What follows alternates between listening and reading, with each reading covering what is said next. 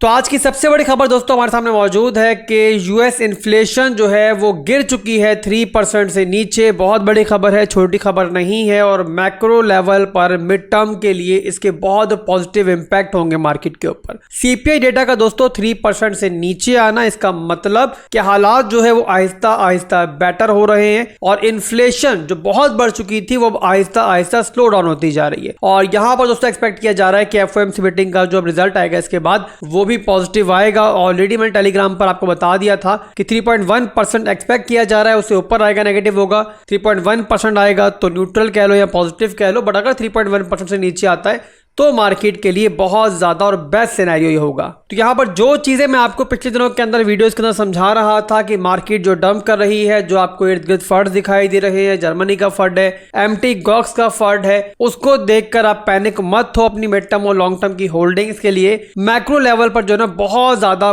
बड़ी बड़ी अच्छी खबरें मौजूद हैं हमारे सामने और अपकमिंग डेज के दोस्तों ऐसे बहुत सारे मेगा इवेंट्स हैं जो मार्केट को दोबारा एक बुलिश टर्न देंगे। एक बात दोस्तों हमेशा याद रखें, जब भी मार्केट ने रैली लेनी होती है, कोई मेगा बुल स्टार्ट होना होता है ना, तो उससे पहले मार्केट में ऐसी खबरों को ज्यादा फोकस किया जाता है और आपके सामने ऐसी खबरों को ज्यादा लेकर आया जाता है कि जिसको देखकर आपको लगे कि मार्केट में इस टाइम कुछ अच्छा नहीं है। जैसे कि दिखाई दे रहा होगा आपको इन दिनों के अंदर कि पहले एमटी गॉक्स का फंड आया, बहुत बड़ा फंड था, कोई शक नहीं है, बट इसमें बहुत ज्यादा दोस्तों हाइप भी क्रिएट हुई। इसके बाद दोस्तों जर्मनी के फंड को देख लो, जर्मनी बार बार बिटकॉइंस को एक्सचेंजेस पे ट्रांसफर करता रहा है, बेचता रहा है और मैंने तब भी कहा था कि इन दोनों फंड्स का असर जो है वो मार्केट पर आहिस्ता आहिस्ता कम होता जाएगा। खास तौर पर जर्मनी का जो फंड है ना वो बहुत हद तक अपना जो मार्केट पर असर है वो हमें खोता हुआ दिखाई दे रहा है। आधे से ज्यादा बिटकॉइन यहां पर ट्रांसफर कर चुके हैं, मजीद आधे भी ट्रांसफर कर देंगे तो क्या बिगाड़ लेंगे बिटकॉइन में, कहां तक ले जाएंगे बिटकॉइन को। अब यहां पर दोस्तों आप देख सकते हो कल के दिन में भी जर्मनी ने बहुत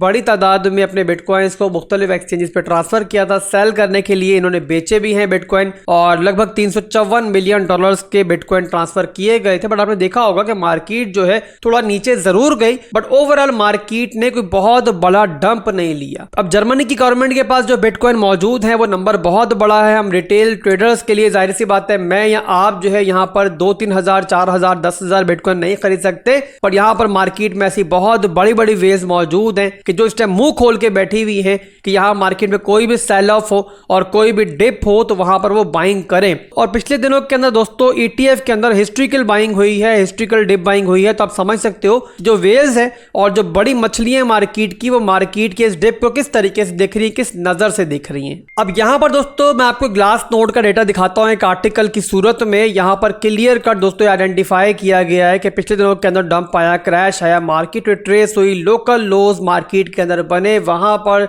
जिन लोगों ने सेल प्रेशर बनाया, जिन लोगों ने पैनिक सेलिंग की, वो लोग कौन थे? वो तो शॉर्ट टर्म के ट्रेडर्स, वो लोग के जो मार्केट की ग्रीनरी देख के, बुलिश हवा देख के मार्केट में एंट्री लेते हैं और जब मार्केट डंप करती है, पैनिक होता है मार्केट में, सबसे पहले ये लोग भागते हैं। बट यहां पर वो लोग के जो लॉन्ग टर्म के लिए होल्डिंग करके बैठे हुए हैं, खास तौर पे वो लोग कि जिन्होंने यहां बॉटम पे भी बाइंग की थी मार्केट के, वो भी यहां पर होल्ड करके बैठे हुए हैं। अब ये डेटा दोस्तों क्या शो करता है कि मार्केट के ज्यादातर जो लॉन्ग टर्म के ट्रेडर्स हैं, मार्केट की जो बड़ी मछलियां हैं, वो यहां स्टिल ये एक्सपेक्ट कर रही हैं कि मार्केट किसी बेयर रन से पहले एक मेगा बुल रन जो है वो दिखाएगा। और जाहिर सी बात है सारे के सारे लोग यहां पे क्या ट्राई कर रहे हैं कि यहां डिप को बाय किया जाए और जो बुल रन मार्केट में आएगा अगले कुछ महीनों के अंदर वहां पर उससे फायदा उठाया जाए। तो उम्मीद करता हूं कि मार्केट का जो एक्चुअल सिनेरियो है आपको समझ में आया होगा। इसके अलावा दोस्तों बहुत सारे ऐसे मजीद इंडिकेशंस भी मार्केट में मौजूद हैं जो यहां पर दोस्तों ये आइडेंटिफाई कर रहे हैं कि मार्केट एक दफा फिर से अपना लोकल लो लगा चुकी है या अगर थोड़ा बहुत मजीद भी लगाती है तो मार्केट उसके बाद जो है एक बड़े पंप की तरफ जाएगी। इसके अलावा जब भी हमने क्रिप्टो मार्केट के अंदर लोकल बॉटम या लोकल टॉप आइडेंटिफाई करना होता है, खासतौर पर ट्रेंडिंग मार्केट के अंदर, कि जब मार्केट में ट्रेंड ऊपर की तरफ हो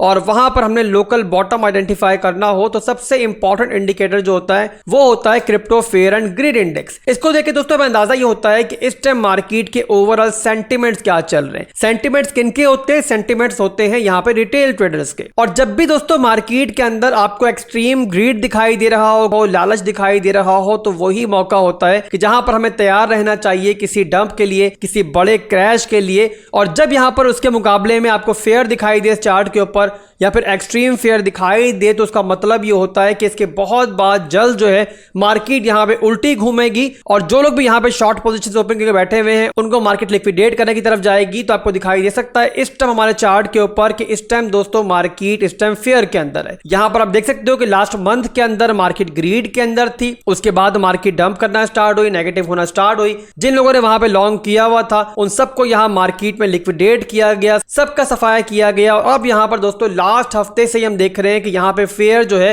वो इस चार्ट के ऊपर बढ़ता हुआ हमें दिखाई दे रहा है। और अब दोस्तों वो मौका आ चुका है कि जहां पर मार्केट 11 सितंबर 2023 के लेवल से भी नीचे जा चुकी है, उस टाइम मार्केट में crypto fair and greed index के ऊपर जो नंबर था हमारे सामने वो था 41 नंबर।